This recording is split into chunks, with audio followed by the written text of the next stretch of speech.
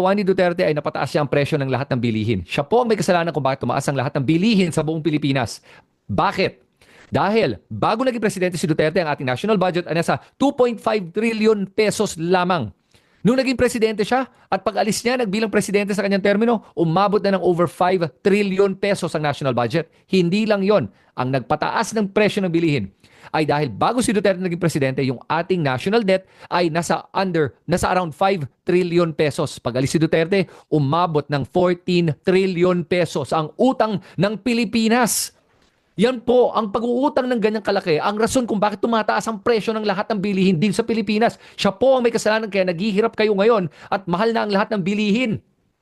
Oh, yan ang ginawa niya. Sa kanya mo sisihin nyo dahil yan ang katotohanan. Those are facts. That's data. Sa mga nagsasabi naman, ginawa niya yan during the pandemic, nung panahon ng pandemya. Okay, debunk natin to ngayon na para sa kaalaman nyo. Pwede nyo gamitin to, snippet nyo tong video na to para ikalat yung gusto nyo. Nung panahon ng pandemya, umutang siya ng about 2 trillion pesos. Sorry, excuse me, hindi 2 trillion. Nung 2022, 2023, umabot pala ng 5 trillion pesos. Okay? Yung mga 2 taon yun, inutang niya around 5.4 trillion pesos if I'm not mistaken. Alam mo ba magkano lang ginastos niya doon para sa pandemya? 540 billion pesos. 1/10 nung sa inutang niya. Oh, asa nagpunta yung ibang pera na yun na inutang niya? Ha? Kaya huwag tayong magbobolahan dito. Huwag na tayong maging mangmang. Yun ang sinasabi ko lang.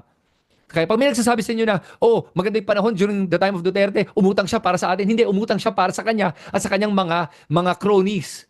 Okay? Na hindi man lang Pilipino. Lahat yan mga dayuhan. Huwag natin kakalimutan yon. Okay? So, malinaw. Ang nagawa ni Duterte ay napataas siya ang presyo ng lahat